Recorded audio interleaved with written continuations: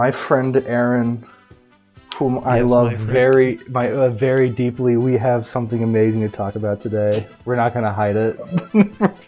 This We're will, this not- will, The what? rumor has come out. The Does ru- Bruno Mars is gay?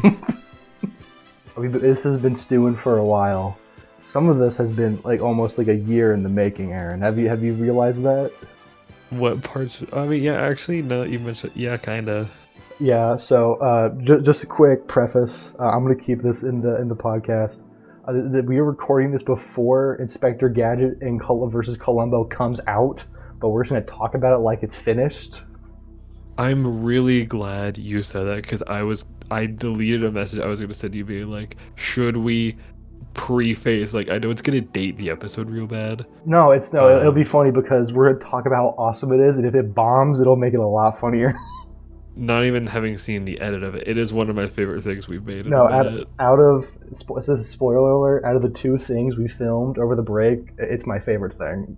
I like snacks, but it doesn't hold a candle to the Shakespearean tragedy that is Inspector Gadget versus Columbo. Shakespearean tragedy. No, it's up there. It's up there. I mean, I get what you mean, but also it's such a funny way of describing it. We have been. Oh, by the way, this is an episode about the two skits we made. If this is your first time watching this, I feel really bad for you. If you have no idea what the hell we're talking about, if you're clicking on this because you liked any of my other videos that aren't related to anything that we do together, then I'm really sorry. If you clicked on this because the thumbnail or the title looked funny, I feel like this is your litmus test. I feel like if you made it this far, you're kind of into it. I don't know how you would even make it to one of these if you haven't seen your other content, to be fair. Yeah, someone clicks on this and they're like, I don't know what a I don't know what consideration is. I don't know what Inspector Gadget or Columbo are. It's okay, we didn't either. Are we going to talk about that? So are we going to talk about Gadget and Columbo first, since technically that's the oldest thing we have? We could go about it in like the order we filmed it. That might not be the worst idea. I was gonna initially talk about Snackman first, just because that is already out. I'll preface this with a quick history, because we usually talk about the history of making stuff. The history of Snacksman. I got bored one day. I wrote it in one day. That's the entire production of Snacksman before we shot it.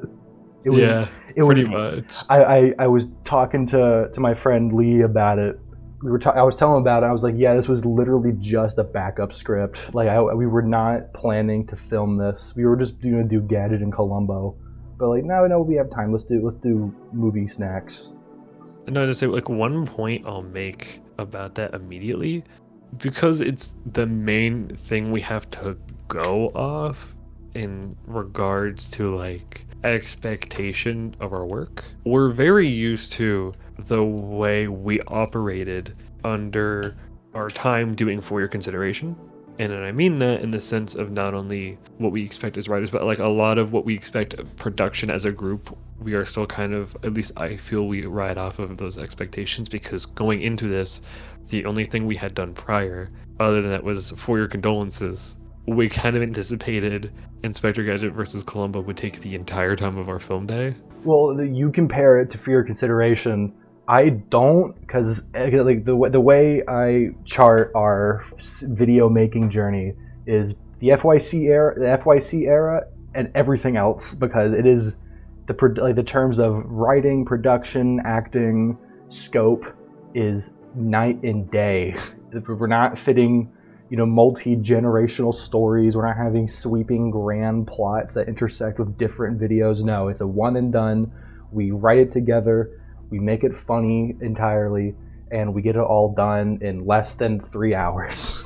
I mean, that was one, like, I would say legitimately, like, one, not the biggest, but like one of the biggest differences in regards to not only the production, but the philosophy and like way we go about doing these now. If you guys couldn't tell before, and this is not even like a shot at you, when, like, For Your Consideration before is entirely Cameron's baby, and I think you could like kind of tell that. Can tell. Cameron edited everything, wrote everything, planned out everything. I mean, I was there to do camera, and Tyler was too, but for the most part, we were just kind of there for the ride. Versus now, like, a lot of these are far more group efforts. Yeah, by group efforts, it's mostly you and me, and maybe every now and then Tyler that and is Evan. two people is technically a group. And then every now and then when we get onto like location, Evan and Tyler do pitch in a lot with like how they want to do stuff, with like I don't know, like how they want to say a line, how they want to do it. Entire like lines and stuff were rewritten. Do you remember when we were doing movie snacks? Oh, this is before you got here. Before you met me and Tyler for movie snacks, I was having a powwow with Tyler because I was like, this line I wrote fucking sucks. Help me come up with a better reason, and we did, and then we filmed it. So it's a lot more group effort now. When I said that I put Gadget and Columbo over movie snacks, that is the reason I put it over, is because it was way more collaborative. Because movie snacks I wrote in like an entire day. It's a lot more fun to do it with other people. I don't think I want to do it. If we have to, I don't mind writing stuff by myself, but given the option, yeah, 100%, I'm doing it with you, Tyler, Evan, like every other time. It's just more fun. It makes 2/3 of the process a lot more fun. I love I think like the writing the script is my favorite part of the process that we do at this point, to be honest. Yeah, and every now and then we'll go back in and touch it up, but usually what we write it kind of just stays the way it is. We had written Inspector Gadget versus Columbo, like the outline for it, like before For Your Condolences was written, I think. I swear we had this like a good ways into before we did For Your Condolences, I swear. When did we... Okay, here's the first question that like could kind of give some good background. When did we come up with the idea for Inspector Gadget versus Columbo? I know for a fact this was before For Your Condolences. I can't remember exact time frame, but I know for a fact that I'm trying to remember. I think maybe it was around the same time, because we work on lots of projects we work on overlap, especially with Gadget and movie snacks, where the productions literally overlapped on the same day. I feel like they were started around the same day. Maybe For Your Condolences had like an inkling in your mind a couple of months before we came together to do Gadget, because I know you had For Your Condolences prepping before you talked to me about it. I know I won't spend super long on it because there's a whole episode about For Your Condolences if you all want to listen to. It's called the FYC murder. It's called that. The FYC murder mystery. Who killed FYC? I think it's a mystery. I think it was. I think it was Jimmy John's with the syphilis in the mac and cheese and grape store. I think, if I'm not mistaken, I think the murder of you is a collaborative effort from legitimately everyone. Yeah, talking about group effort. Yeah, and the way we did For Your Condolences is almost the exact same way we scripted Inspector Gadget versus Columbo, where we just opened a Word doc and we just write stupid fucking jokes to make each other laugh. This works a lot better for that because there's no narrative in Inspector Gadget versus Columbo. There's no character arcs. There's no nothing, which is, I feel like I'm giving For Your Condolences too much credit, but there is a plot. There is arcs. There is stuff going on. For Gadget and Columbo, it's literally just two people having an argument, and it's just a series of cutaway gags. There's no plot. If I'm not mistaken, I think Inspector Gadget and Columbo came after one of our podcast recordings. Yeah, I think so. Yeah. And I think that was what we were initially wanting to do, but I think we pushed For Your Condolences ahead because we just wanted to do it real quick. Yeah, I think the reason we pushed For Your Condolences ahead is that, well, we want to finish For Your Consideration properly, and we felt that it would be a good transition into this little era. I also think the management. I think the Inspector Gadget versus Columbo script wasn't even done yet. Well, no, the way we did it is we opened a Word doc and we typed to the left, but all we did was type in like dialogue stuff. Like all we did was type in, Aaron says this, Tyler combats it with this. Well, Aaron combats it with this. Tyler combats it with this. Like nothing was written. When the video comes out, there's like more action and stuff. None of that was written. Like the part where Gadget does like a Kamen Rider jump and he does like a super flip, that wasn't written. That was written months after the fact, because I think like a week before we came together. I went into the dock. I was like, I gotta punch this up, because originally all the line was, it's a battle of wits, and all it was a Gadget pulls out two guns. That's all that was written. But we gotta punch it up a little bit. We gotta make it a little more interesting, and I think it worked. So one thing I'll explain as well about the writing process of Inspector Gadget versus Columbo, the whole joke of it towards the end is Tyler and I trying to one up each other, like back and forth. Yeah. The actual process of writing the script was almost the exact same way. Yeah, I know. It's so fun, and I know a lot of people have a problem with a script that's, and then. But in the context of this story and us writing it, it fucking makes sense, because it's just two fucking idiots bickering to each other like they're little kids. It's an argument. It's like an argument. It's not like a grand adventure. It's just meant to be fucking stupid. And we liked it. We literally point out a couple times that it's just like, I literally make reference to the fact that we're just bullshitting. Yeah. Like, if this was like we're capable of writing more complex. That's what Movie Snacks is. Instead of and then, instead of like just and then, there's like actual like plot twists and shit that like change the conflict and stuff. The way we did Gadget and Columbo just makes way for just more rapid jokes, which is good. I don't know how long the video will be. It'll probably be less than 10 minutes. More like most of our sketches have been like around 5 to 10 minutes. I know, like probably like 8 to 10. It's really good, and I think I made a point.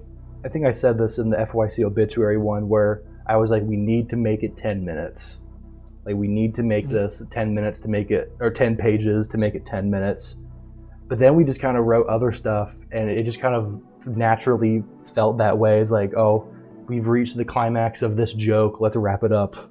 I think part of it was again, comparing our old work to our previous work. The FYCs by the end overstay their welcome real hard, at least in my opinion. Yeah, I know. I've said this. The way that I write is that I write until I feel like I have nothing else to say.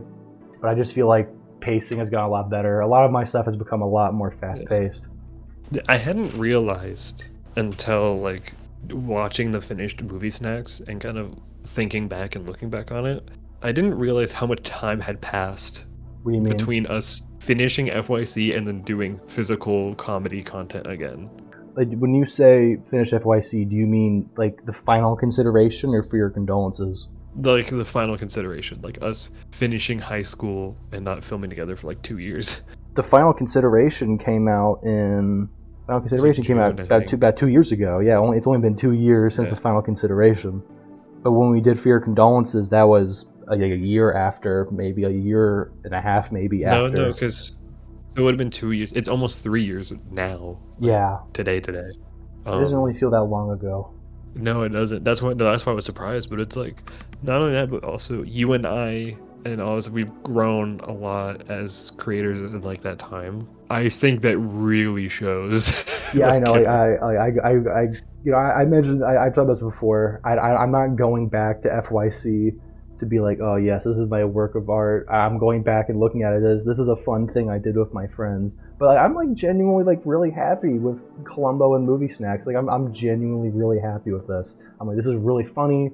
This is like decently edited. It's scripted well. Like I'm genuinely, like, if like a future employer pulled this up in front of me, I would own up to it, and then I would get the job. Can I talk about that one FYC video that's not going to come out that we did? The one where we did a reaction video to all of FYC? Yeah. You can talk about that. That video is long gone. What we did, I mean, it's kind of self-explanatory, but we recently did a video where you and I months ago went back and kind of, we just kind of went back and poked fun at all the episodes. And it was a fun time, but it also like, they made me realize, and I understand why, but we had no idea what we were doing. No. We didn't think about a lot of things. I think the biggest help, like more than anything, and this isn't just me to you, because I think it goes every direction. The best thing about our content now when we work together is the fact that one of us can tell the other no. Yeah. No. Yeah, I know. It goes. I'm kind of trying to think, like, what were times you said me no? Because I feel like it's happened before. Because I know we scrapped my ending for Your Condolences. But I feel there's a lot more push and pull now. But it's equal though. Well, I mean, to be fair, we don't have to tell each other no a lot because we're quite literally like working out these scripts together in real time. Yeah, I feel like So I feel like us "Do you pulling think this ourselves joke back works?" is a lot No. more self-imposed than it is you telling me no. Because like a lot of we'll pitch a joke like, "Hey, do you think this is funny?" And if the answer is no, like, okay, we won't use it.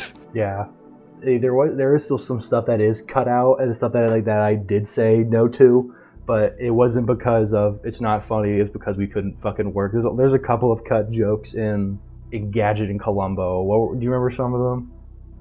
I remember the biggest one that got cut. Inspector Gadget was supposed to pull out Chaos Emeralds, and then becomes Super Gadget, and was gonna have an entirely different all yellow outfit. It would be really. I had music queued up for it. I forget what music I had, but I had like super fucking epic music coming out. I knew how. I was thinking of ways to shoot it, but then I was looking. I was like, "Fuck, this requires a lot of like animation and like practical stuff." If I had the green screen with me that I use for my videos, we probably could have done it. But I was looking and I was like, out of all the things that we should cut. I think that was like the only big thing we cut out. I think we cut out some of like just like quick insults. I think we cut out some of that. We cut out more of the more ridiculous, like, well, Inspector Gadget or Columbo pulls out this. That it just would have just like we're too ambitious that we probably couldn't have realistically fit in. Yeah, and one thing we cut out. One thing we cut out. I think it was just like something really silly and stupid that I'm like, the thing works with or without it, but this thing works with or without it. So for the sake of time, we're cutting it. There was gonna be a bit where we had in the calendar, it was gonna be opposite day, and the whole thing would flip. And that is really funny, but it's literally only an aesthetic change that's barely noticed, and it would have saved us time to not film it. So we just cut it. Oh, I remember one thing that got cut that I think we just forgot to do. What? There was supposed to, and it wouldn't have worked with the shots we did anyway, but there was supposed to be a visual gag where the shots with Tyler and I, there was supposed to be a board game. Oh.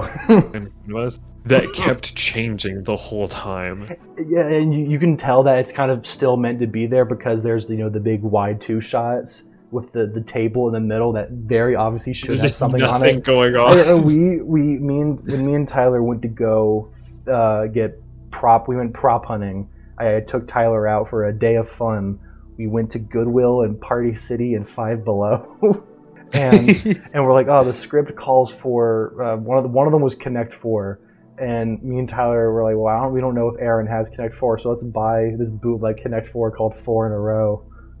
And we didn't use it. No, you said you had it, but then you just didn't bring it, and I think we just forgot. We just forgot. Yeah, I think it's still in the script.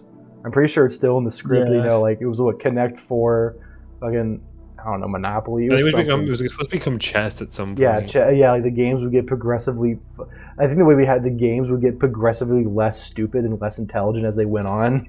I don't know if it's supposed to be if it started really stupid and became more intelligent, or if it became intelligent and became more stupid. Yeah, I love how that joke works well both ways. I feel like a lot of the jokes I pitch in some of these are like really specific visual gags that like probably don't translate to people who aren't paying attention. No, it's really this is why I love doing this with you, is because I'm trying to get more into physical comedy stuff. That's why I'm really proud of Inspector Gadget versus Columbo, because a lot of the physical stuff comes. I pretty much choreographed that whole fight, and I thought it was pretty damn funny. But I'm more into wordplay. You're more into physical comedy stuff, especially you and Tyler. You and Tyler are more of the physical comedy thing. I ruined a shot in Movie Snacks, and I felt so bad about it. What shot was it? Was it the one where he falls down? Because you can hear me laugh. I tried editing it out. I tried like overlaying that sound from different parts of the shot, but it sounded too funny. And I was like, fuck it, who cares? I didn't notice until I watched the final cut. I'm so sorry. I was hoping that my thought was the laughs that people will generate from Tyler falling over will drown out your laughs. It was fine. It's a good fall though. No, it's like a really good fall. We made a little crash mat for Tyler. Well, no, I did. All I did was lay out one blanket, and he said, "No, give me some fucking pillows. I'll die." And I said, "Oh yeah, I should probably give you some pillows." he looked at my half-assed work and said, "No, I need more." And I said, "Okay." But kind of round back what we were talking about, because we're still on Inspector Gadget versus Columbo. Mm-hmm. The script writing process has changed since For Your Condolences. That is, as you put it, kind of the bridge between the old For Your Considerations versus what we're doing as a group together now. Mm-hmm. And that was the first thing we did, like in this kind of that was honestly the kind of the test launch of what we're doing with the comedy sketches now. While you and I both wrote that, we got our styles of current humor in. I at least was still trying to write it similarly enough to how FYC used to be written. All that's been completely thrown out the window. Yeah, you can still try. I'll be honest with you, Aaron. I haven't sat down to watch FYC in a minute, but there probably are still similarities. But that's just because my style of humor hasn't changed. It's just that I think I've just gotten a bit more funny. The ratio to jokes that land are a bit higher. Yeah, but we also know how to get jokes across better as well. Yeah, it's also because I feel like we've gotten better at just the technical stuff. The joke lands a lot. Like the one of my favorite bits is when Tyler in movie snacks.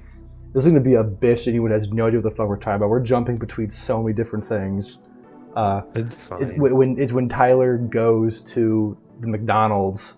That shot works a lot better when you actually see it's a huge, like, bombed out vacant lot. Like, it works so much better than just someone talking about it. Yeah. Because now we have more we had more locations to work with. That is one of the biggest game changers. The fact that we fucking left the graveyard. Thank God. It's not just hallway 1 and hallway 2 and film room. Graveyard. Did you know my original draft for movie snacks ended at the graveyard? I would have told you no. The part the part where the driver is like, "Oh, there is one place," and then Tyler goes, No, you know that part? Yeah. It was originally gonna cut to like a nighttime shot of you guys driving up to the graveyard and digging a grave up, but there's Little Caesars in it. But I was like, but then I thought about it. I was like, no, let's set this at like a new location. The reveal of the graveyard will have no impact. Also, getting Little Caesars in the FYC graveyard is way too meta of a joke. Yeah, to like fit in. It was also too soon. It was also too soon. Yeah. It's too soon, and it's also like way too inside baseball for like people to get. Yeah, it's like, oh, they went to a grave. Well, the joke would have been like, oh, they're gonna eat a corpse, but no, it's Little Caesars. But I'm glad I scrapped that. Respectfully, that's not funny. Yeah, I'm glad I scrapped that. Well, to be fair, Bargain Hunt is an equally inside joke, but I feel like more people know what Bargain Hunt is and know the quality. Yeah. I think people know what we're going for, and also when they see the footage, they'll know what we're going for. On that note, have we explained the Bargain Hunt lore yet on this? Okay, I'll explain this because I was the first to fall victim to this scheme. This is like Tyler's Fonzie scheme. We need to go through the whole bit because there's multiple layers of this. Okay, so so this was during the final consideration shoot. Yeah. I think it was me and you and Tyler, or it was us and Evan. No, it was us and Evan, because I call him I call Tyler in the middle of Bargain Hunt. No, this is different. No. Me and Tyler went there by ourselves. So I think it was me, him, and Evan. When I would go to drive past Evan's house, Bargain Hunt would be on the way. And I go to Tyler, what's Bargain Hunt like? And he says, oh, it's a pretty cool place. Lots of cool stuff. It's like Goodwill on crack. I'm sorry to interrupt you real quick. No, go ahead. Every time you ask Tyler about Bargain Hunt, without fail, Goodwill on crack is always his go-to catchphrase describing Bargain Hunt every time for the last 3 years. I think he knows that's the joke, but I know he wholeheartedly means that and stands by that statement. And I go into Bargain Hunt just with him. It was just me and him. And I go in there. I'm like, this place fucking sucks. And then I think we fast forward a year later where I'm a freshman in college, and we meet each other for the first time. No, for, okay, like, no, you're missing. Am I missing something? Here. I know what you're thinking of. That's when just you and I go.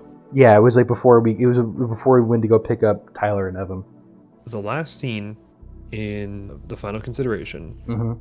if you notice, not you, but like people watching you, a lot of the way that last scene is shot is really weird. Mm-hmm. Because of the way our schedules were. Uh-huh. So it'll be a shot of me and Evan together. Tyler's nowhere to be seen. Okay. Or it'll be us all together. Tyler's nowhere to be seen.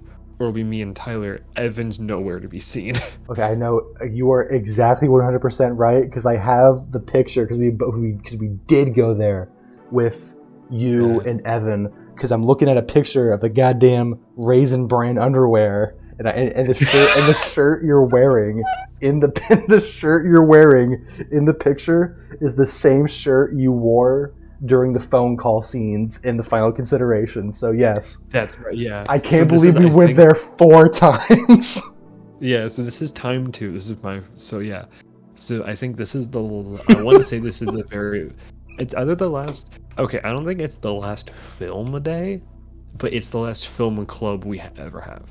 Yes. Like us. Yes. So, and at this point, everyone's gone. It's like the last week or like penultimate week before like finals. So school's almost over. And at this point, the only people who showed up is us 2 and Evan. Yes. So we film most of the last scene outside, but we get it done in like 40 minutes. Now, normally how these work, our class got out around like 2:45-ish. Yeah. We meet in the film room. Filming would usually start, give or take, around 3 o'clock. So we go out, we film our stuff. We're done by like 3:45 or so. Like we're done really, really quick. Yeah.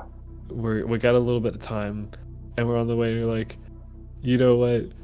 Really recently, because this is filming the same episode, you're like, Tyler made me go to Bargain Hunt. I'm taking you 2 because you 2 have never been. So then the 3 of us all go to Bargain Hunt together. That's where we mentioned in one of the I think it's either in the podcast or it's in the FYC Iceberg. We talked about the $100 Chromebook that had a virus on it. Oh, it's out of juice. Yeah, it's out of juice. It's got a virus. That's where that trip comes from. That looked like it had a calculator, like LCD screen. Yeah, like the screen was like a football field size wide. It's also the trip, the trip where we found I don't know if I ever mentioned this, the 75-cent veggie ketchup. No, that's not true. Was that not that trip? That's the next one. It's important to the lore. This is the expired Christmas cereal. I think I may have a picture of that too. Yeah, Christmas Crunch. Yeah, they had expired Christmas cereal on the shelves. This is the end of May. No, this is the same. I'm looking at the pictures. This is the same day. I thought the ketchup was just you and I. Yeah, the ketchup. Well, okay. The timeline for the story is entirely fucked up. The Raisin Bran underwear and the Christmas Crunch were on the same day. Yeah. Were on the same day during the final shoot of FYC. Yeah, the veggie ketchup was a year later. I think. Yeah, which we'll get to in a sec. Filming the final considerations is May 2022 around this point. Yes, May 20th. Hold on, it was May 20th, 2022 at 3:30 p.m. Actually. Oh, well, so we got done even quicker. Yeah, we got done real quick because we were just filming. I think the scenes we were filming, like outside with Evan, were the scenes where you're talking to Nolan as he's dying of syphilis. Like it was those specific scenes. We had like 3 shots or something. Yeah, just 3 shots. It was. That was why did we go to Bargain Hunt the 3rd time? The 3rd time was just you and I. Why did we go to Bargain Hunt? The 3rd time was in the winter time, my freshman year of college, about like a year or 2 ago. About a year or 2 or 3 years ago, and we were all going to go to McKay's. It was the first time we had all seen each other since high school. So yeah, we weren't filming anything. This was just our hanging out. Nope, yeah, just us hanging out. This would have been winter 22 to 23. Mm-hmm. Yeah, and this was before you had like your license, so you got dropped off at Bargain Hunt, actually at Bargain Hunt.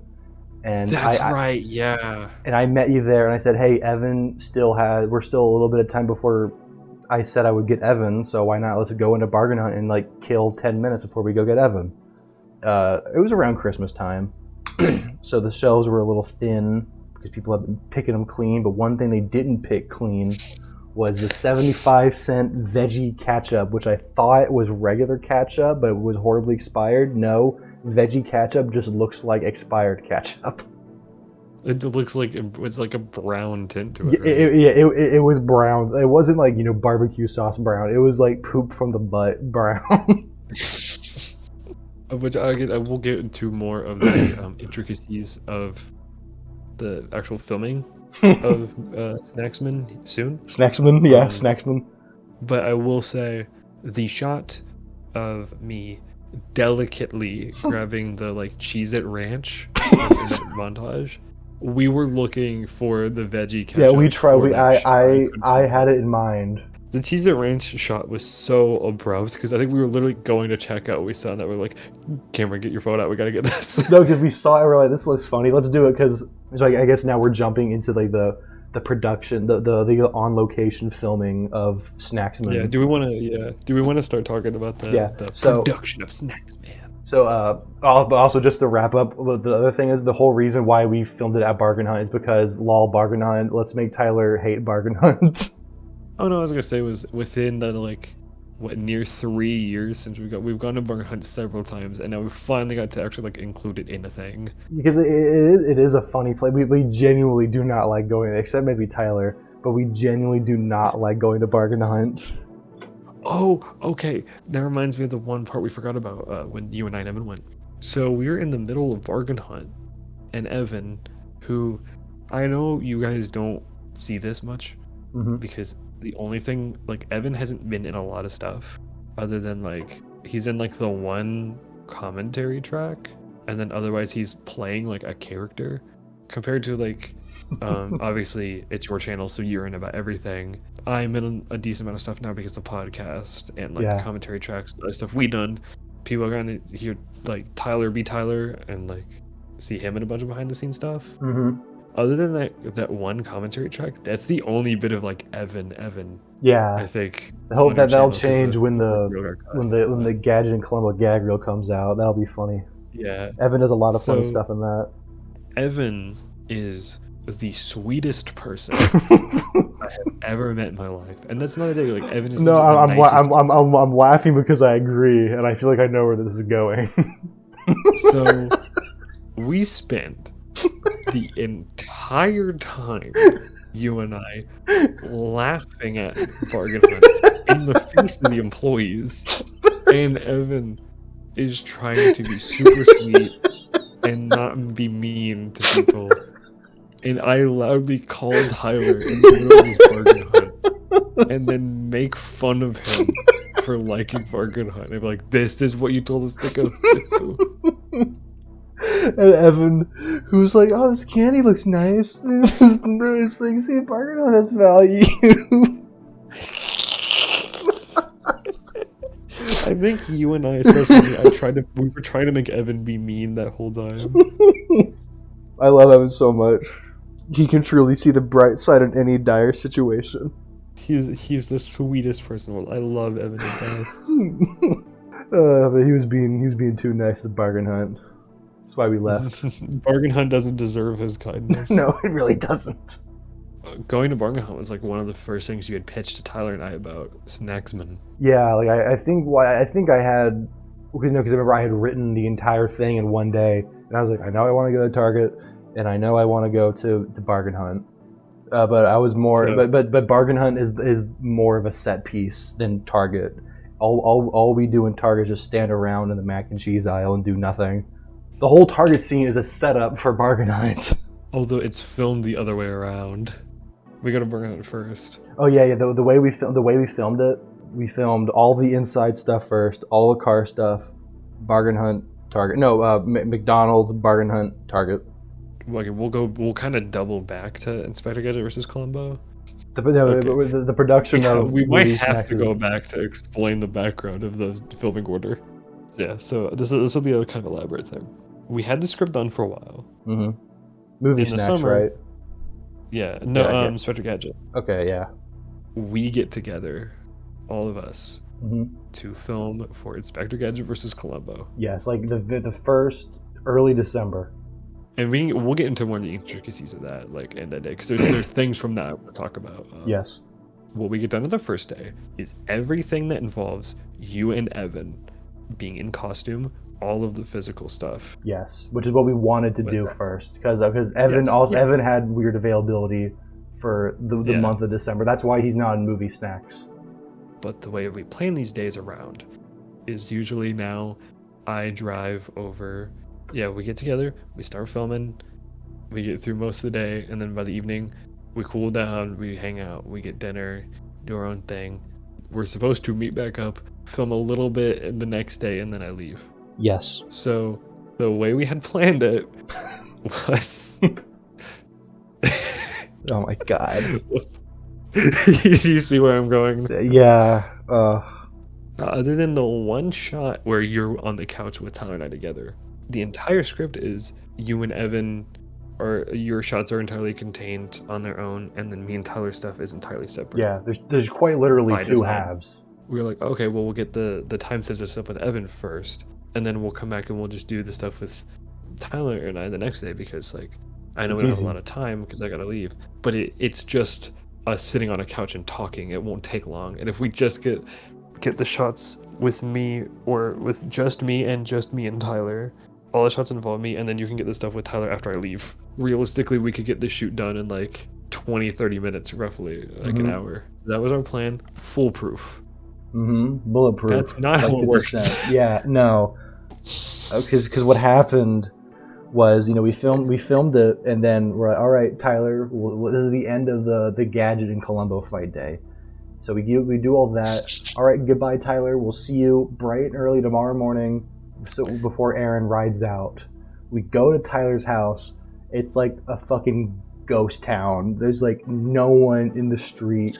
All the buildings have been vacated. It's not even just that. It's like, so he leaves the night before, and he's like, what time do you guys need me here? We're like, we give him it's like 11 or something, I think. Yeah. We want to be by, right? And he's like, oh yeah, I'll be up by then. Yeah, he knows that we plan to meet him the next day. And you and I set alarms, didn't we? Yeah. Like, we just wake up at a certain time. It wasn't anything crazy, but we were like 9:30 or like 10. It was like 9:30, you were leaving at 12. Yeah, just get up, get dressed. More than enough time to film 15 minutes worth of dialogue. So then we get dressed, I think we get breakfast and all that. It's 11:15. Tyler's still nowhere to be seen. I'm like, Cameron, have you heard from Tyler, like, on your phone and all? He's like, no. So then we spend like an hour trying to call him. Nothing. We drive to his house. Ghost town. We go back to your house, watch TV for like an hour, stall for time. Still nothing. Tell it it's like 2:30 Yeah. p.m. And I'm like, Cameron, I gotta go home. It was apparently Tyler said he was very sick, and he said he was on his deathbed. Yeah, and I'm like, God, like, Tyler, you gotta tell people when this happens. You gotta tell someone. Because you gotta tell people when you get sick, otherwise we think you're being a deadbeat. Seriously. Day 2 for those film days is very time sensitive for me, because I gotta drive like an hour home, and I don't want to do it in like rush hour traffic for an hour. Yeah. So like I gotta leave by like a certain time, like at the latest like 3:00. Yeah, like we couldn't have predicted Tyler would have gotten sick. And we would have been. No. We're not mad that he got sick. We're just mad that he just didn't tell us until like a day later, until like the next day. Because if you just said, "Hey, I'm sick, I can't film today," I would have been like, "Oh, okay." Yeah, I'm like, all right, fine. We'll get done what we can, and we'll reconvene in a couple of weeks, which is what we did. What we did anyway. Yeah, because so the reason why us describing movie snacks in Inspector Gadget versus Columbo is so fucked up is because these shoots literally happened on top of each other, so that's why that is why our explanations are on top of each other, is because they literally happened on the same day, at the same time. Yeah. The way we did it, the first day was all of Evan's stuff. Second day, nothing happened. Fast forward a couple of weeks, I bring Tyler over to my house to film just his scenes. A couple of days later, you come over and we finish the rest. So yeah, it was crazy. Like, we got pretty much a sketch and a half done. Yeah, so like Columbo and Gadget took 3 days, Movie Snacks took 1. the first half of the day before you came, I brought Tyler over. We filmed all of the solo stuff for movie snacks. You come over, we film all of Gadget and Columbo. We film the rest of Gadget and Columbo, and then we go back to finish movie snacks. Yeah, there's like a 5-minute cooldown between finishing Inspector Gadget. Absolutely stuff. It was absolutely diabolical. I am surprised. I'm surprised how efficient we were. No, we were really efficient. I'm glad we got Tyler over sooner than we did, and we got his stuff done early and my stuff done early. Do you want to talk about the best part of the filming inside your living room at the beginning? No, you go ahead. You go ahead. The ending part of Inspector Gadget vs. Columbo. Me and Tyler bicker the whole time, and Cameron comes in. You pretty much, you talk about detective team-up movies, and like the whole joke is that like the argument resets itself because of something you bring up. Yeah. Cameron's couch is like a no, kind of no, situation. I know what this is. I entirely forgot about this. Continue your story. Continue your story. Go on without me. It's too late for me. So it's really sucks. Tyler, the way we're filming it initially is I'm on the far left of the couch. Mm-hmm. And then Tyler is sitting at like where it bends in the middle. Yeah, and he's sitting in the corner. Yeah. I think you were going to sit on the complete opposite side, but then I brought up the joke that it's way funnier that we have this entire half of the couch that's completely open, but you just come and sit in between us. Mm-hmm. The cameras aren't rolling, but we decided to demo the shot and see how it looks. And Tyler sits back down in the corner of the couch that he's been sitting, and the couch breaks. It doesn't shatter or split. That corner just dips, so it's inclined a little lower. We hear the wood split. But we could hear the wood snap. I felt so bad for Tyler. We make fun of Tyler a lot. I genuinely feel bad for him in this because he genuinely felt bad. I was crying, dude. I'm crying right now. It's so fucking funny. Because the thing is, Tyler has been over to my house many a times. He has sat in that exact area many a times. Like when Evan and you guys came over and we played Sluggers, that's where he fucking sat. I don't know why he didn't like jump. He didn't flop onto the couch. He's not incredibly normally. No, he just sat incredibly normally. But the thing is, it's an old couch. We've had that couch for fucking almost 15 years. Oh, okay, fair enough. It's an old couch. I feel bad. Tyler, he does feel bad, and I told him, no, it's okay. It was a complete accident. And I was contemplating, like to myself silently, do I tell mom and dad before we leave and then come home to this, or do I just wait until everyone's gone, or do I just not say anything? I chose the final option. I just decided not to tell anybody. And then this is a new addition to the story. It's a sad addition to the story. This happened. This is 2 days later. We're jumping ahead. This is 2 days later after everyone's left. My mom was like, "Hey Cameron, come on down here real quick. I want to talk to you." And I go, "Okay," and I have no idea what she's talking about. And I'm like, and she says, this is fucking how she opens it. Did Tyler sit down on the couch?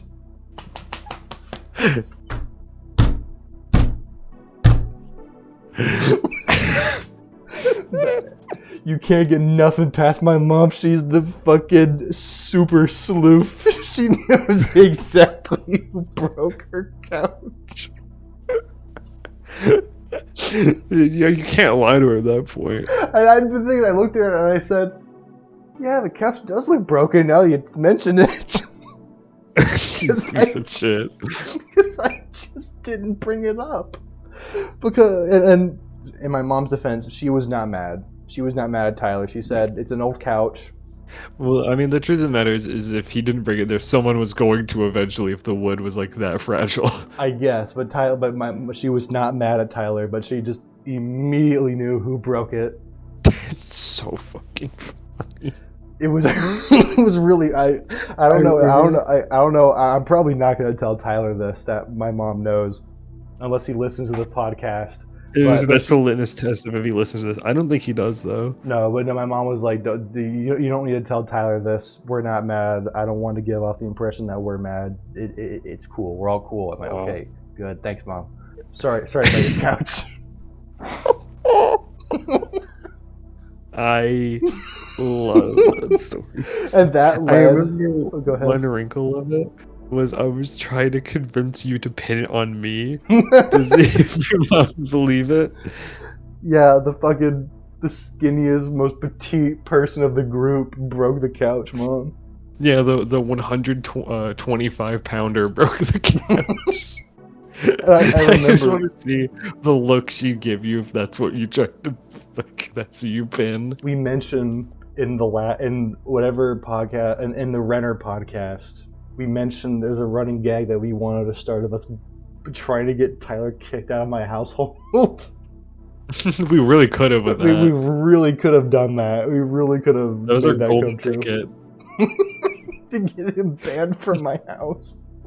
Yeah, I just wanted to see, like, if you tried to pin it on me, if they'd actually believe you or not. Just, like, was she jumping on it, or like, no, it's just like, in what world?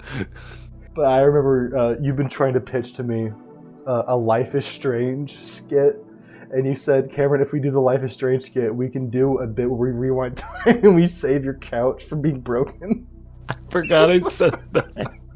Like, that was the basis for you to repitch it to me.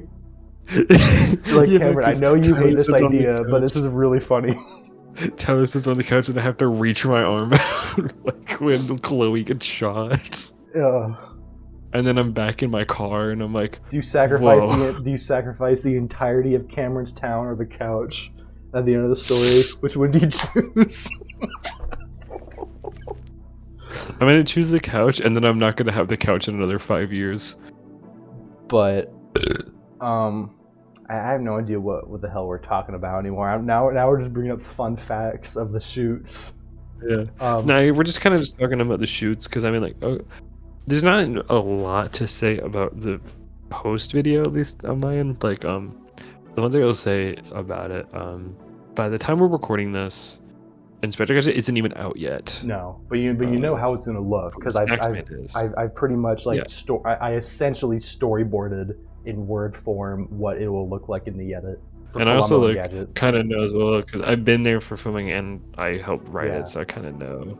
And if you know anything about just basic editing, you know how I'm gonna sequence it. Yeah, because we filmed it in order too.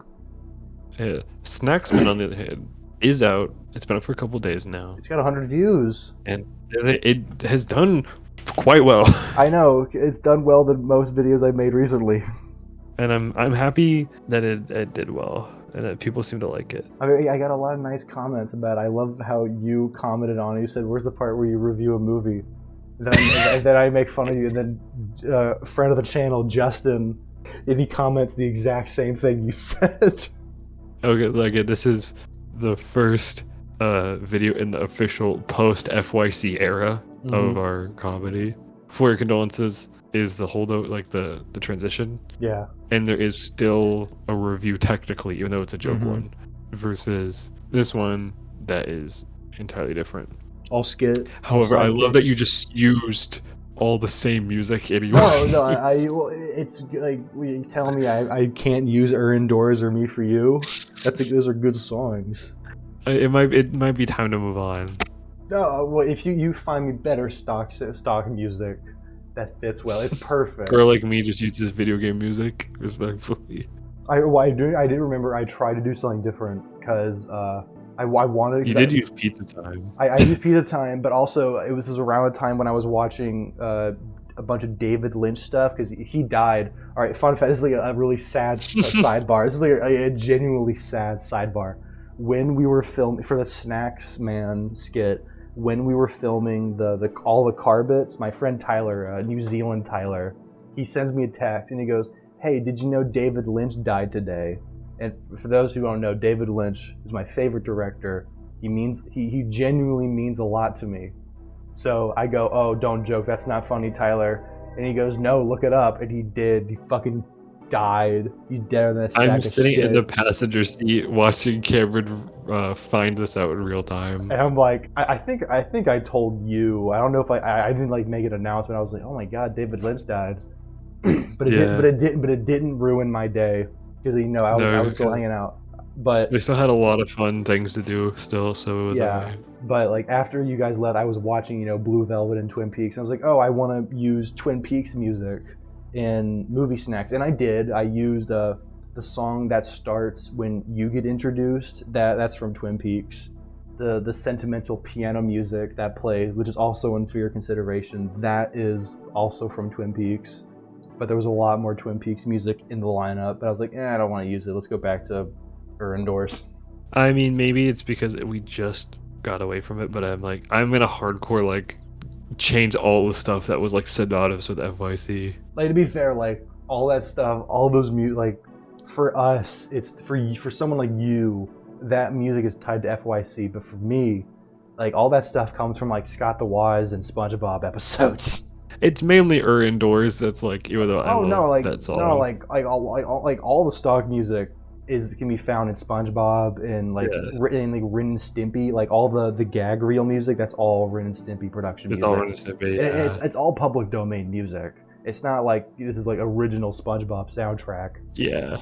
And the other pieces of music I used, I thought were really good. The montage music. I was watching The Internet and You a while ago, and it's the part where Scott is like giving his friends the guns to go to the deep web. Like that's the music they play, and I'm listening to it and go, oh damn, this would be great for a montage. I should use this song for a montage. And then I wrote in the montage for Bargain Hunt. Which I like that scene. I think it's fun. I love the shot of us getting the pool table. Okay, so the way that the way it says on the script for the montage, all it said when I first wrote was literally with one sentence. It was improvise with what you have. It's a montage. Go wild. That's all it was written. There was nothing else written. We quite literally just walked around Bargain Hunt and just looked for things that would be funny. Maybe like a week before I went out, I wrote in like get close-up shots, get shots of them reacting, but it was still like super vague, and I didn't know how I was gonna do it, so we literally just winged it, and it still looks pretty good. Like genuinely, it's probably one of my favorite gags we've done like ever. I really liked it. I thought it was fun. The pool table scene is fucking hilarious because the take that we used, where you run to frame, like you look so fucking excited and happy, like your hands, you go back and watch that scene, look at your hands, you look so fucking excited to go see the table. I love because I think because the first bit of the montage we filmed was with the chips, but in the first take, it was like Tyler like, oh hey, how's this one look? And then you throw it at him like, no, you gotta like animate more, like mime it out, there's gonna be no sound. And then you guys ham it up a lot, and it's fucking brilliant. I think it was like, no, we gotta ham this up crazy. It is so goddamn funny. My favorite one of those is the pickled sausages. That's my favorite part. Like, it's so funny. I just love how frantic it is. Because I like that, like, you can Tyler is grabbing them quickly but individually. I am grabbing them by the boxes. It is out of it's that and the G Fuel parts that make the G Fuel and the pool table are my favorite parts of the montage because it's just so fucking I like the funny. one where it's like we grab it's like granola bars or something. Me and Tyler are like mouth agape, screaming at one another, nodding, like insane. And that's what the whole montage is. It's fucking perfect. Like not a beat is missed. I'm genuinely happy with it. I really love getting to do stuff like that where I get to present myself like I'm just a maniac. It's so fucking. I love the ending. Okay, fast forwarding again. The ending shot where you're dropping off Tyler and you put your hand over his heart. You look like a crazy person. You look absolutely insane, and it's perfect. It's exactly what I wanted. But like, there's just a lot of like us just going around and just looking for shit that made us laugh, like in Bargain Hunt. Which there wasn't a lot. Which to be fair, which was really hard because Bargain Hunt. We were surprised at how little there was. Bargain Hunt was not funny that day. Out of all the Bargain Hunt visits we've had, if we don't count the filming, it's on the lower end. We had to get real creative, is what I'll say. And we did. There's actually a bunch of stuff that was cut out. We were reaching for, and that's kind of what I want. I was like, let's film as much stuff as possible, and I'll pull out the best. Because we had one where the Subway sauce. I'm like, yeah, that's funny. Why not? Like we had a bit where Tyler goes to grab it, and he's like, no, I don't want it. And then we had one with like the dog food, I think. Oh, I forgot about that one. Yeah. I don't know why I think I just cut it for time. I was like, it's running over into the Mounds bar bit. And you guys actually bought stuff at Bargain Hunt. Yeah. I love the part where it's like Tyler's like, we got everything we need, and you go Slim Jim Powerade wrestling figure or whatever it is. Yeah, it is.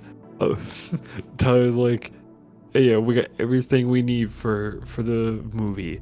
It is a wrestling action figure, a Slim Jim, and a Prime.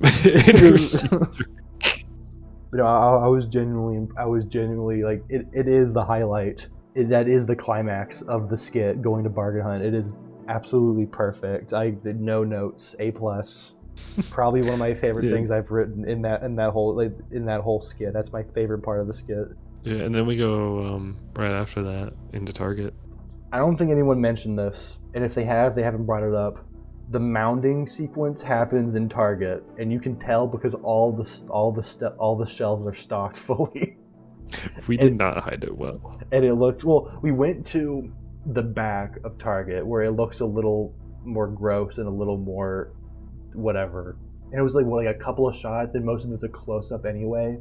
Like you can only tell in the first shot of the mounding sequence, which is what I named the video files. I was like mounding 1, mounding 2, mounding 3.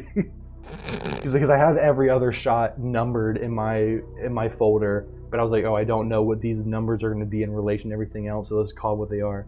But it's only in that first mounding shot is you can clearly tell it's not Bargain Hunt. But we just forgot to film it at Bargain Hunt. We were at Target. And we're like, fuck, we forgot to film the mounding sequence. I think this should lead into the best part of this whole podcast. Okay. I'll kick it off because it starts with me. It always starts with me. While I was writing it by myself. And I was like, ooh, I want like a funny little candy to be like a running gag for this. What's a funny snack? And I was like, Mounds bar is funny because Scott the Wise made a video about candy games and for Halloween, and he opens it with it's the scariest time of the year, and then he jump scares you with a Mounds bar. And I'm like, Mounds bar, that's funny. It also just sounds funny, and apparently it's in a Family Guy episode, which Tyler told me about because of course he fucking knows that. Yeah, if I trust anyone to know about Family Guy funny moments, it's Tyler. Yeah, it's Tyler. So I'm like, I want a Mounds bar. So I go to Kroger to get Mounds bar, but they don't have like the long proper Mounds bars. I almost bought like a bunch of bite-sized Mound bars. But then I go to the secret snack aisle by the checkouts, and I'm like, oh shit, Mounds bars, exactly what I need. And I get 3 Mounds bars. 3 Mounds bars. This will be important because one of them disappears later. We get 3 Mounds. One of them becomes a pivotal character to lore. I get 3 Mounds bars, one's for each of us.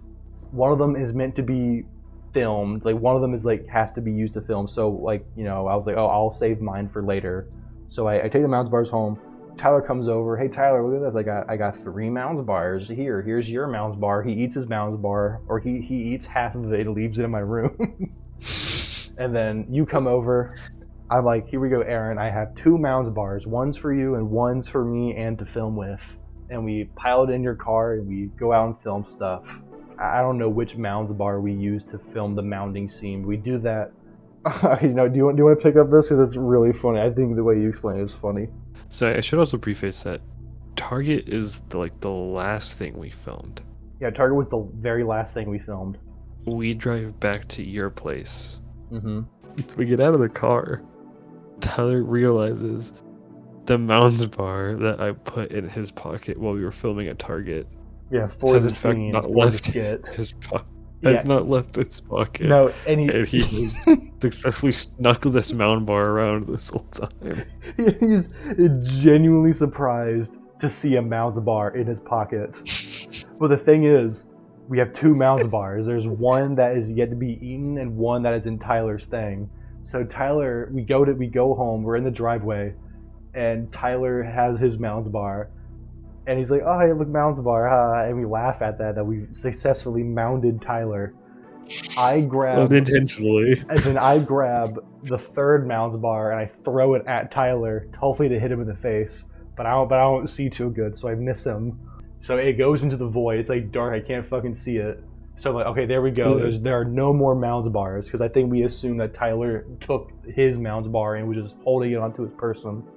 However, that was not the case. No. 24 hours pass. Uh-huh. I drive home. I leave your place, I think about like 12:30 Yes. or so. I had work the next day. I wanted it off, but I did not get it off, so I had work. But I had work till like 6, so it was not a big deal at all. Yeah. I was running a bit behind because I couldn't find my wallet, which I just misplaced on my table. It wasn't a big deal. I found it. However, I was concerned. I didn't have my wallet on. Like, I left my wallet in my car. So I'm looking around all around my car for it. I'm rushing, like, I got work soon, and I'm like trying to find my wallet, and I'm like pulling the seats behind it in my car, trying to figure out where this is. And then under my passenger seat is a Mounds bar. The thing is, we don't know which Mounds bar it was. I think it was the one Tyler had, and he just threw it back into the car. I'm 90% sure. Yeah, I think it was because you didn't eat your Mounds bar. Yeah, because I just didn't want a Mounds bar. So yeah, I don't know which one it was. I think it was Tyler's original Mounds bar, and I think he just threw it back into your car. I'm clocking off of work and walking to my car at night, and I just call Cameron, and I explain the story. And I'm like, "You left a Mounds bar in my car. Thanks a lot, Cameron." It was like at like 11 o'clock at night or something. It was like relatively late in the night, and you call me like as I'm watching a movie. Art imitated life. And so yeah, and both Tyler and I got mounded. And yeah, I've yet to be mounded. So you mounted Tyler, and I guess either I mounted you or Tyler mounted you again. So there you go. There's your next YouTube short. You can type like Cameron mounds Tyler. I kind of want to name this podcast episode "Inspector Gadget Gets Mounded." I kind of want to name it that. What kind of podcast is this? Mounds bar. What? Viewers that in their sub box are like, what kind of podcast is What the fuck is this? So we had talked about this with Street Fighter because I watched Street Fighter with you when we filmed For Your Condolences. Yes. But a added tradition to us filming together. Every time we film, we do the 2 film day thing. I stay the night at Cameron's place. Yes. After everyone leaves, Cameron forces me to watch an interesting choice in film every time. Well, the first time we both wanted to watch Street Fighter the movie. I think that was like, yeah. I think you came over. That was a mutual decision. Yeah, either you noticed that I had it or I mentioned I had it, and you said, "Oh, hey, let's watch this. I want to watch this." And I think we had talked about it because I think when we went to our favorite store, looking for stuff, I had tried to pitch to you, being like, "Hey, I really want to watch that. Like, do they have this movie?" And you're like, "I already have it." Yeah, I got a steelbook. And I was just like in a super big Street Fighter mood, so I was like, "Yeah, that sounds great." And you liked the movie. You thought it was funny. I wouldn't put it beyond but I did enjoy it. Oh no, I wholeheartedly love that movie. I've seen that movie like hundreds of times, just on TV and on the background. It is a film experience I will never forget positively. You like that, but then this time for when you came over for Inspector Gadget in Colombo the first time, where it was just the fight scenes, we watched Under Siege 2, which we have previously talked about on the Jeremy Renner podcast, where it was just me describing it. Did my description live up to your expectations of Under Siege 2? So I'm not going to get into specific detail because this was for a future project. Yes. That I think we were watching it for a reason. This was a no one has ever done this. This is premeditated Seagal. I had never seen anything with Seagal before. And knowing about Steven Seagal and his style and presentation, his tendencies, yes, was was pivotal for this project. We're writing a book report on Steven Seagal. I don't think any verbal description could do justice enough to describe Steven Seagal as a human being. I'm still not convinced he's real.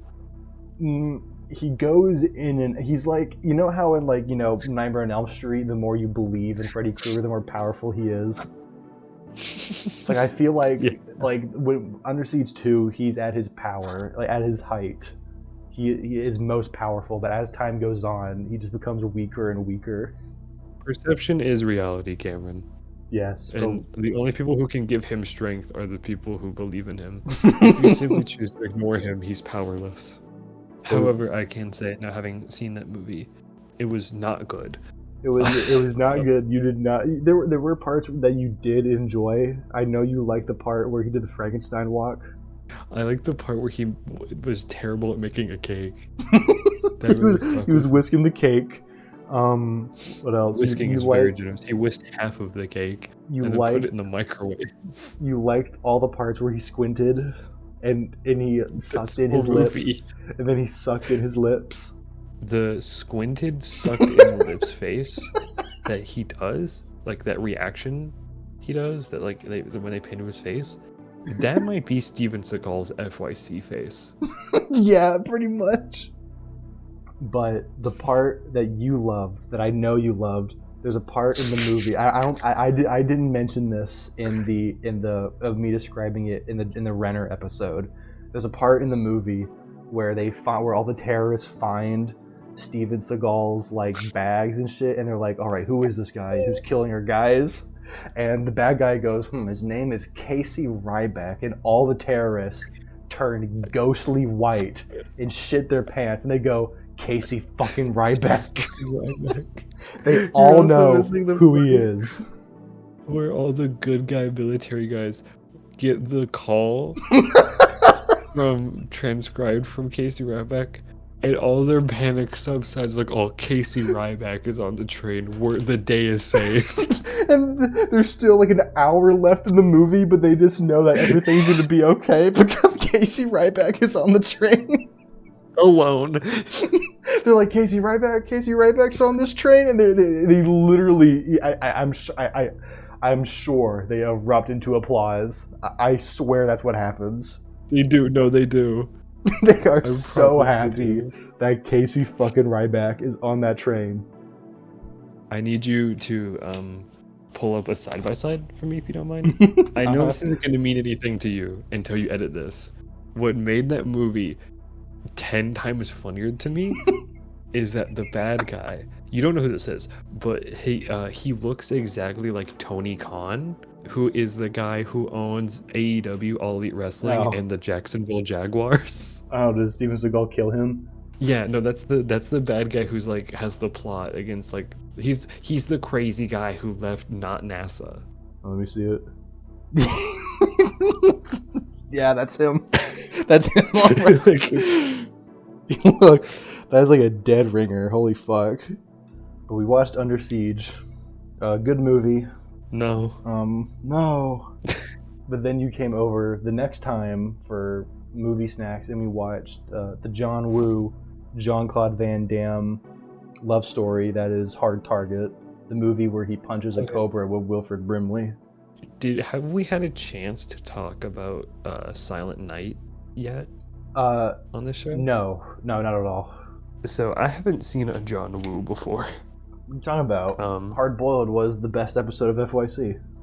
The one I pretty much showed the entire, and I pretty much showed the entire movie in the 5-minute opening.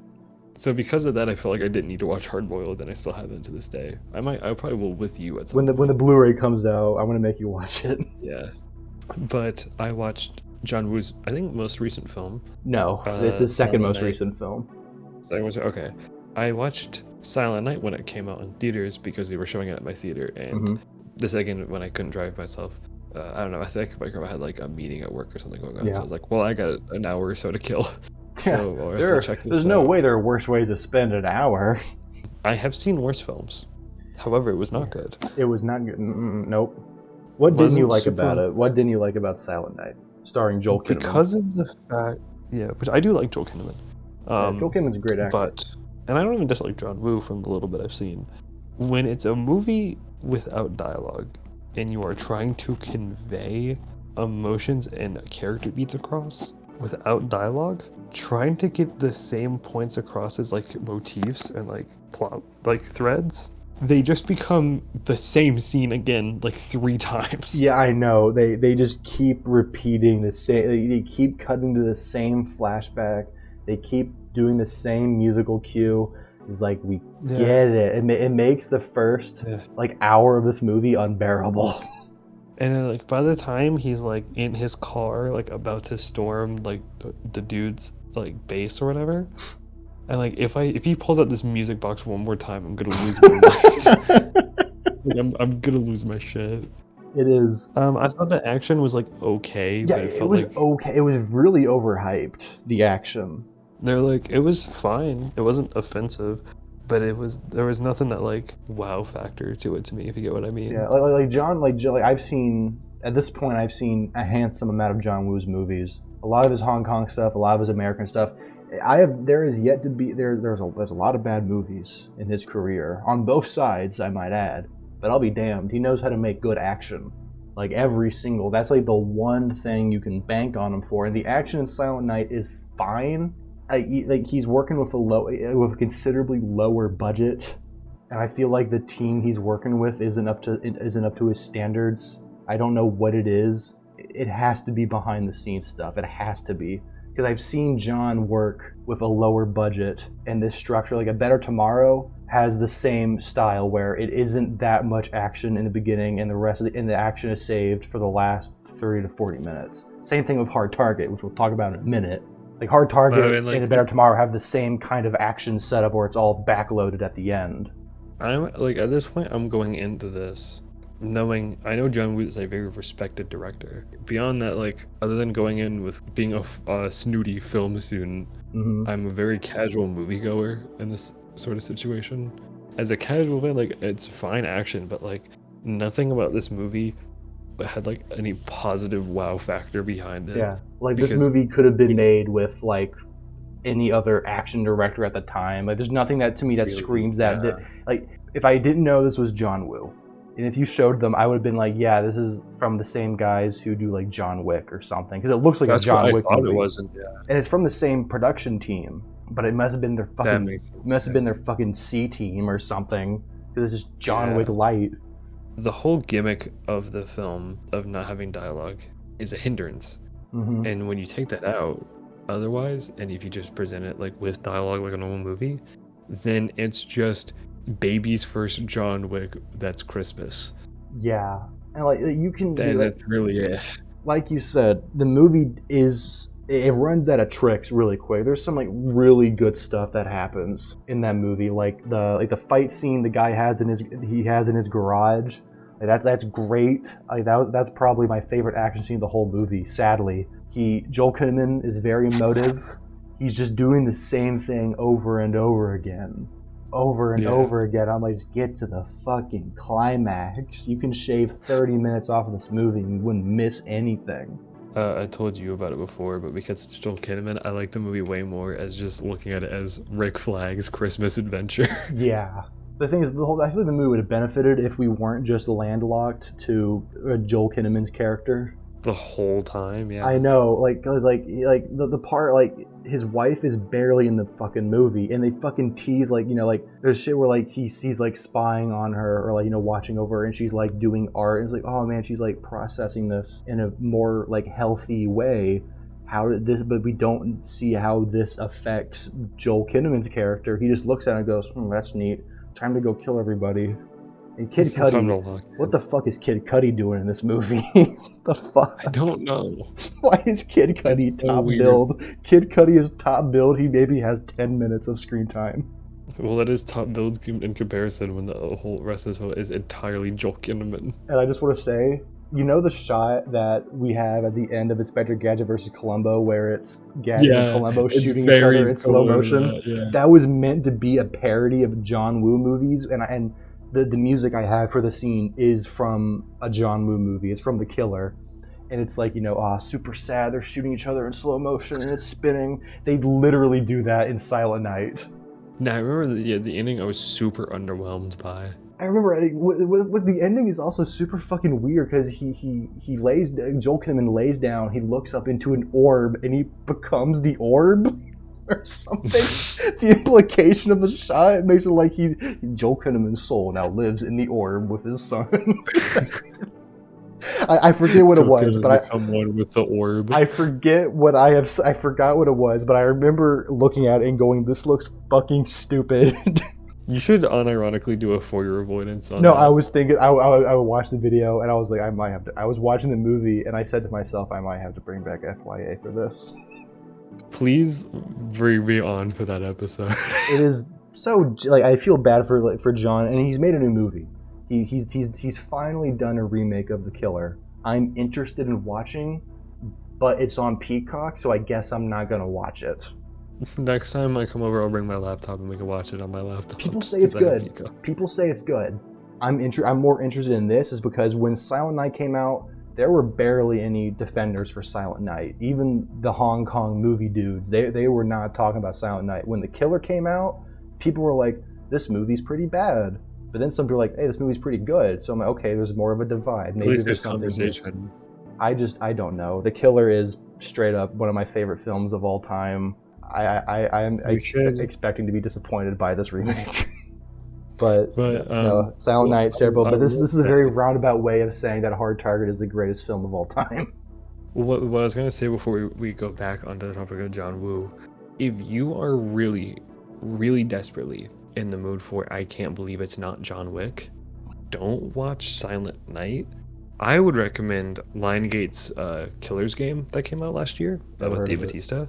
Oh, I think I've heard of it. I know Dave. It is by no means the most remarkable movie. It is very similar to Bullet Train, and Bullet Train is legitimately one of my favorite movies.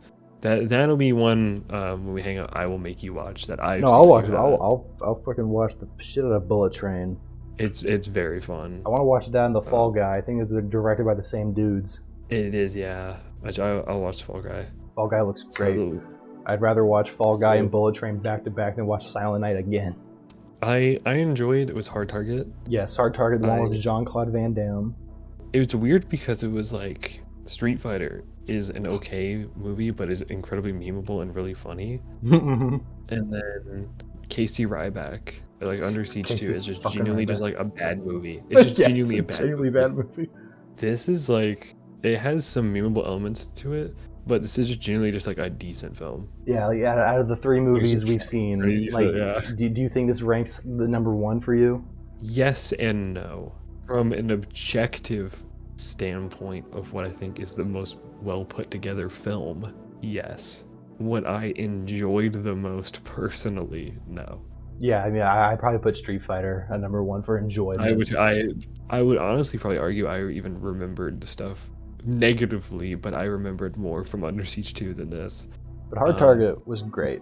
Hard Target was great. I feel like it's a better, I feel like that's probably the best way to introduce John Woo to someone who doesn't, to a filthy American who doesn't know John Woo. Yeah, well, that was how a bunch of filthy Americans were introduced to John Woo.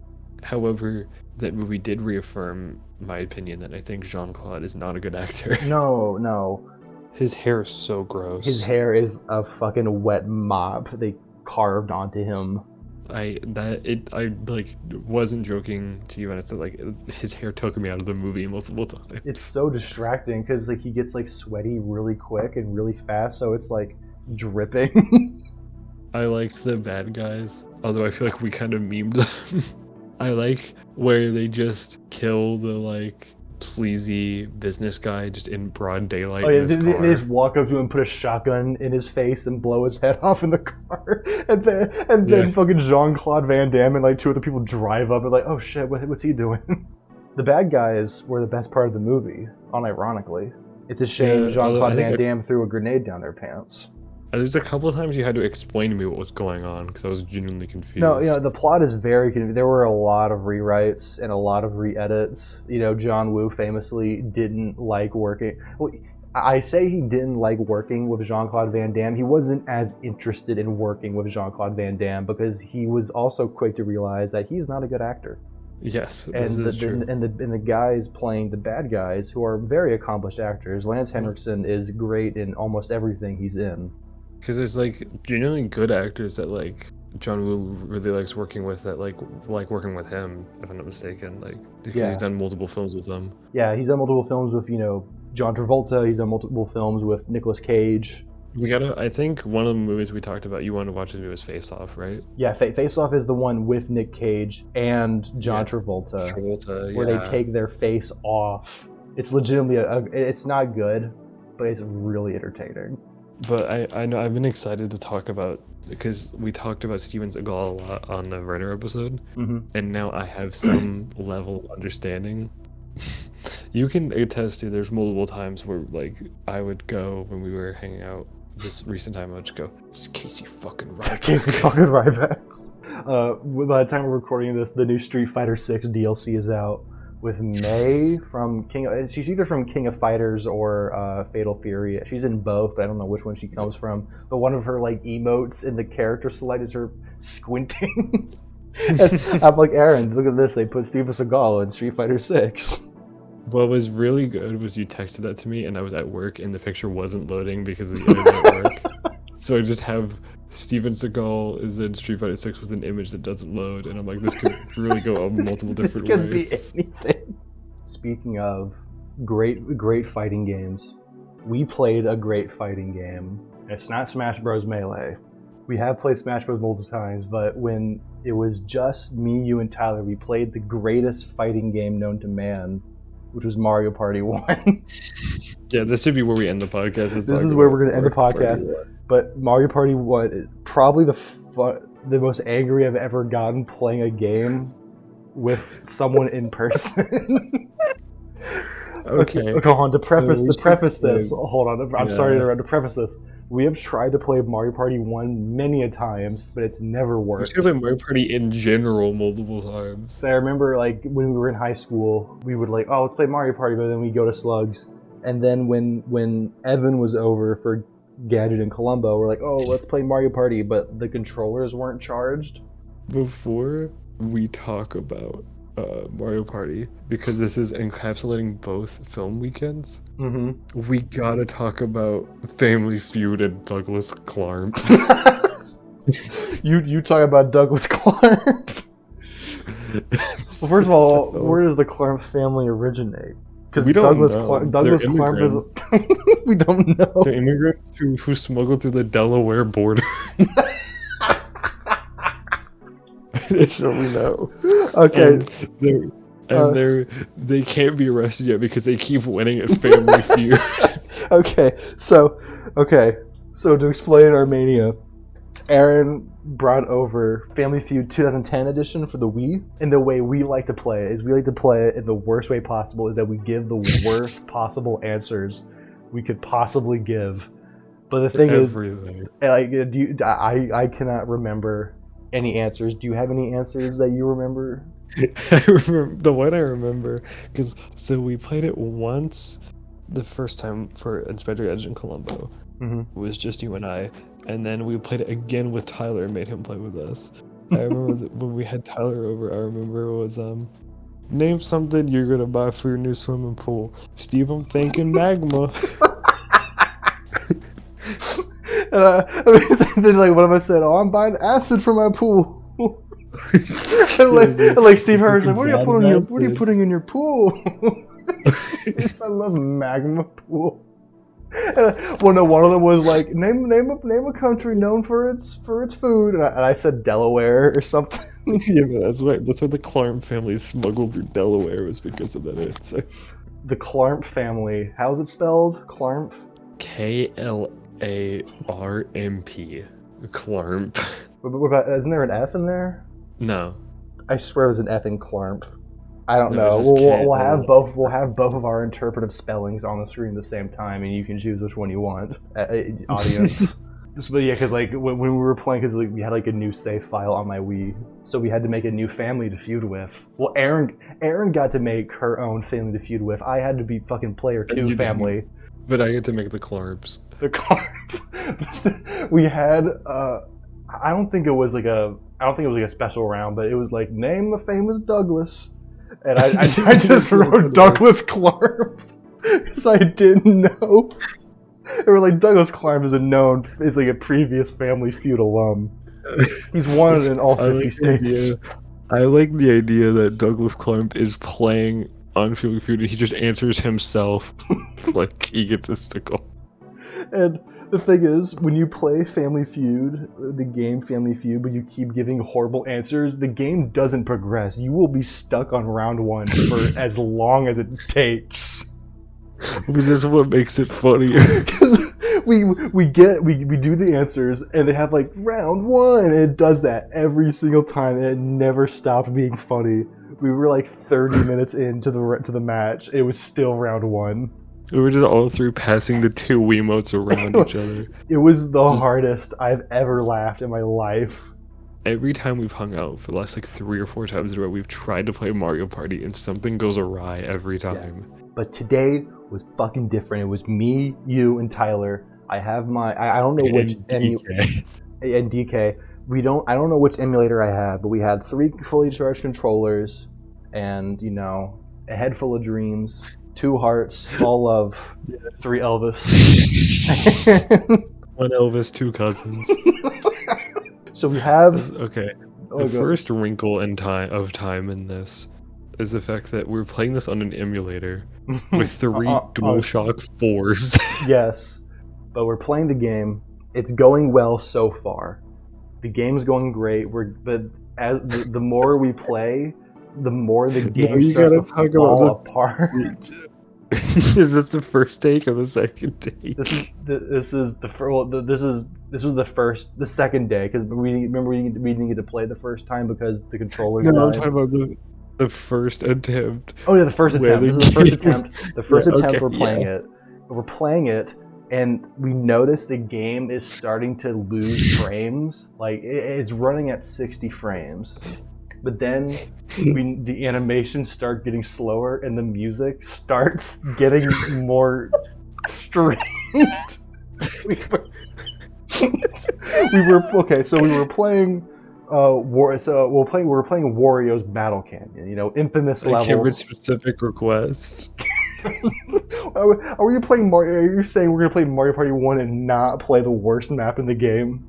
Which of course led to me mainly and you just quoting the Scott the Woz video. It's like a Wario take on Remember the Alamo. Bumper Balls is a big thing where I'm from. Where are you from?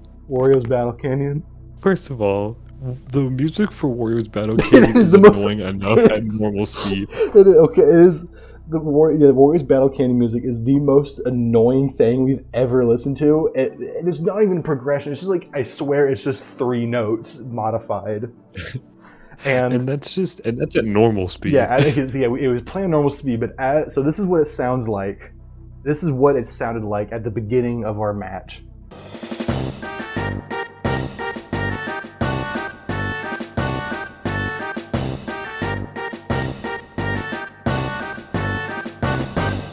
This is what it sounded like 10 minutes later.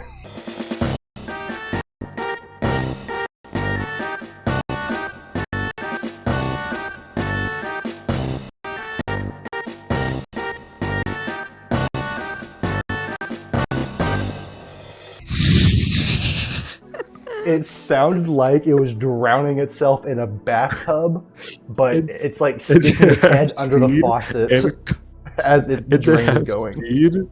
It's a high speed and it's cutting out all the time.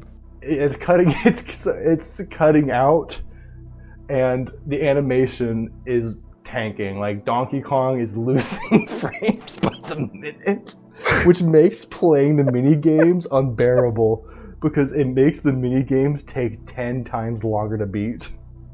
Was it the sledding one you and I had to play together was on the first attempt where we were going at like snail speed on the sled? It was like at that point it would have been quicker just to kill ourselves in the game because it or in real life. Yeah, or in real life. It took so long, and I What happened? No, this didn't happen. I know the emulator crashed on the second run. Did it crash on the first run?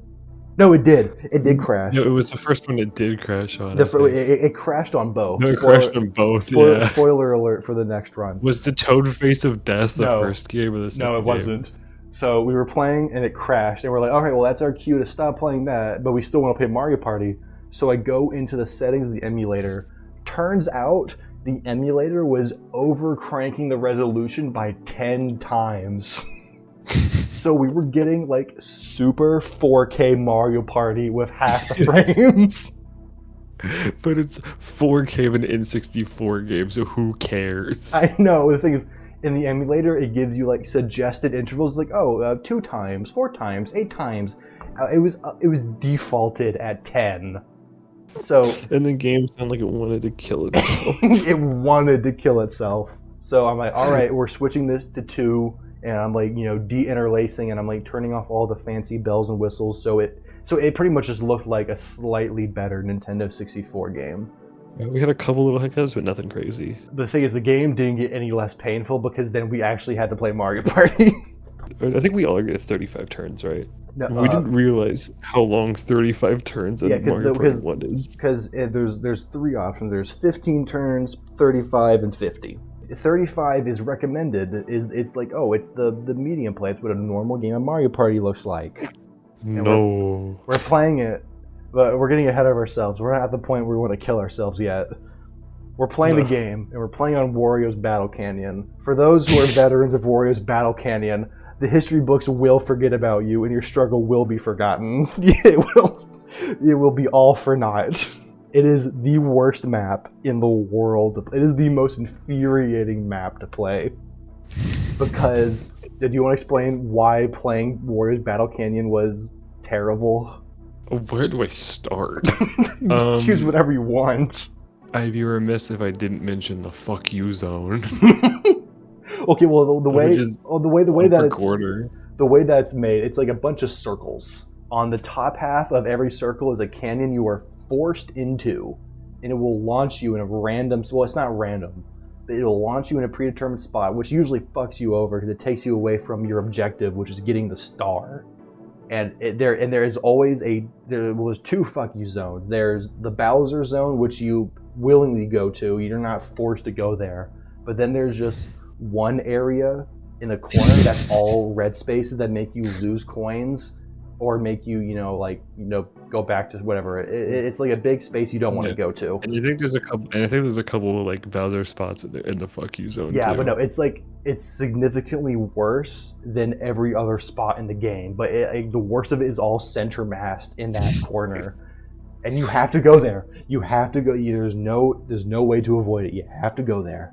The other fun mechanic about the fuck you zone, which will be more important later, is the fact that there is a Shy Guy, if I'm not mistaken. Yes.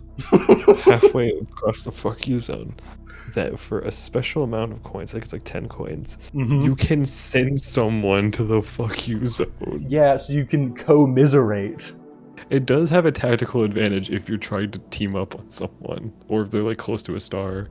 Cameron was insistent that we played against hard DK. Yeah, because we didn't have you need a villain when you play Mario Party. You need a villain. For the first 10 turns, DK stomps us crazy. Yeah, he has 200 coins. He has 2 stars. He's not missing a beat. And I think you have 1 star. Me and Tyler have nothing. No, it got to the point where you had a star. Tyler had nothing. By turn 12 or something, I have a star. You have a star. DK has 3. Yeah, it is horribly matched. By the way, I want you to know on my browser, I pulled up the Wario Battle Canyon music extended, and I've been listening to it, and I reactivated my fight or flight reflexes. So we're playing it as normal, and I don't know where it started. It's definitely towards the end. Yeah, it's towards the end. Tensions are low. Donkey Kong has turned us against each other. Because it starts off. I was a fairly neutral party. It starts off with me kind of being petty. I start stealing coins from you, even though you have the least amount of coins, and it's not strategically viable. That was the first shot fired. I know, it's like, Cameron, you're wasting your opportunities stealing less coins from me. Although I don't think I ever retaliated back at you. No, but Tyler, he was out for blood, and boy did it boil. By the time you and Tyler start butting heads, at this point I had passed you two, and I think I was either at or was catching up to DK. So you were in second, me and Tyler were vying for last. So there's cannons that shoot you to the individual islands Mm-hmm. on Warios Battle Canyon. If you talk to the Bob-Bombs, then they switch the direction of the canyons, and the stars end up on each individual island at random. Mm-hmm. Where you're going is random every time. So what first starts making you go insane, before we even get to the fuck you loop, was it DK or Tyler? Someone fucks you over crazy in a chance time, if I'm not mistaken. Yeah. Chance time. It has claimed more victims than the bubonic plague at this point. Yeah, Chance Time gets introduced to the game and keeps becoming a reoccurring character in lore. And me and Tyler love Chance Time. Cameron, not so much. It is so annoying because it will fuck you over so bad. Second variable, above just Warriors Battle Canyon itself, Bowser is a dickhead in this game. He's so unbalanced. It's so annoying. And it sucks because, like, for one of the stars, you have to go to the Bowser space. I think two of them ended up, like, one of the later ones. Yeah. Yeah, one of the later ones is Bowser, and I think we're all just like, you know what, DK, you have that one, I'm not even going to bother with that. Towards the end of the game, at this point, I think I've passed DK. Donkey Kong got so ahead, we all had to band together to defeat hard DK. Uh-huh. And I happened to be the closest to him at the point, so we all banded together and created a Voltron to stop DK. However, Tyler decided to veer off and talk to the shy guy and sent Cameron to the fuck you zone. Well, no, Ty was already in the fuck you zone. No, he was already there, but he sent you there. Yeah, for no reason at all. For Yeah. some reason, he wasn't sending Donkey Kong there like we planned. Because initially, we had been sending DK to the fuck you zone to cut him off from getting stars. So Tyler was the fallback to stop DK. So at least I could win, DK wouldn't win. Yeah. But then Tyler went rogue and then sent you to the fuck you zone. So you in turn sent him backwards. It was a perpetual loop for like maybe 10 turns. We were just sending each other back to the middle of the fuck you zone over and over and over again. It got to the point where I'm like begging Tyler, please let me leave. And he's staring at me and he's like, no. So the visual for you people is Cameron is sitting at a chair next to his bed, getting progressively more genuinely angry at Tyler as this is progressing. Tyler is sat on the bed, smiling, laughing, and then next to Tyler to his left is me also on the bed, fucking crying, laughing at this. He's as this unfolds. Genuinely begging Tyler, like, Tyler, there's no reason for the thing is I could have just let him go. I could have just let him leave, but no, I had to keep bringing him over. It kept looping itself over and over. There was no progress. It was pretty much at the point where only you and DK were playing at that point. I didn't even, because at that point I didn't even care. But it's the combination of the fact you two are continually fucking each other over. For no reason. We're 20 turns in this game we've been playing for 2 hours, and it's still the same fucking Warriors Battle Canyon loop song. And we're going, I'm losing my mind. And like, we're at the point, at some point me and Tyler break the loop. No, we break the loop because Donkey Kong starts winning again. I'm like, Tyler, listen, instead of choosing, I was like, listen, instead of choosing me to go back to the beginning, please choose DK. And he's looking at me and he's thinking about it and he hovers over my name on the selection to bring me over. I'm like, Tyler, please. You know that scene from Scarface where the guy's begging Tony not to kill him? He's like, no, Tony, no. Tony, no. It's like that's me. But DK is the real killer here because he ended up beating both me and Tyler. But Tyler brings him over. He finally lets me leave because we have to get the one up on DK. You want to explain what happens after this? Okay, so we're like, all right. The game resumes finally. Yeah, the game can finally fucking be played with the other two players. So at this point, Aaron has beat Donkey Kong, and even though this happens, we still want to kill ourselves because we're still in Wario's Battle Canyon, and we're thinking of calling it quits, but we're like, no, we should persevere and at least make it. We're almost there. Yeah, and there's no way to know how many turns you've done.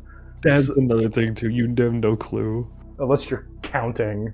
So we're playing it, and then we get to like I think it's like a limbo mini game. But the thing is, the emulator starts cracking apart. The music starts slowing down. The animations start losing frames. And then we're met. It's like out of a creepypasta. They the editor put like creepy music over this part. So the emulator is falling apart, and it's just a white screen, like we're in purgatory. Like 2 minutes. It's slowly. We're met with the face of what we think is God, but we know it's not him because he's smiling, and he's smiling at us. It's like a David Lynch film. It pans back. It's fucking Toad just staring directly at us, and I have the picture of it, which I'll put on screen. We were met with this, and the music just stops. It's just him. It's just Toad. Toad has taken over the game. That was at the point where we're just like, yeah, that's it. And the thing is, my computer has been frozen, and I can't get Toad off my screen. So Toad has conquered you. Toad, I got toaded. It was like fucking Ben, it was like Ben drowned, but with Toad. We got Mounded. You got toaded. I was worried I didn't get the screenshot because I put the screenshot button, but nothing happened because my computer was frozen. I don't know what happened. That emulator was like really fucky. But did you get the screenshot? I have the screen. I'll send it to you after I finish recording. Actually, no. I'll send it to you right now. I have the picture just directly of your TV. Actually, I'll send it right now just so I can get your reaction. Here it is. This one is a little more zoomed out. It's a little less disturbing. But it's. That still might be the face of God. We don't know. But the thing is, when it started, it was zoomed in a lot more to where it was just his eyes and mouth. Yeah, it was really, it was legit like a creepypasta moment. The combination of that and you two sitting each other to the fuck you zone over and over. I laughed so hard during that whole back half of Mario Party. It's probably the most angriest I've ever gotten playing with someone in real life. Like I've gotten mad. You got so mad. I've gotten mad at games before, but that was like over online. There was a point where Tyler probably wasn't leaving my house alive. It was truly a magical moment because everything just stopped. The music cut out. It was all the white. anger we had for another evaporated. And just like that, our hearts grew 3 sizes too big. Too big. Too big. And they exploded and we died. But no, it really was surreal. Like all the music, it just stopped. Everything just stopped. The game crackled a little bit. The game crackled a little bit, but then it just stopped. And I was like, "What the fuck happened?"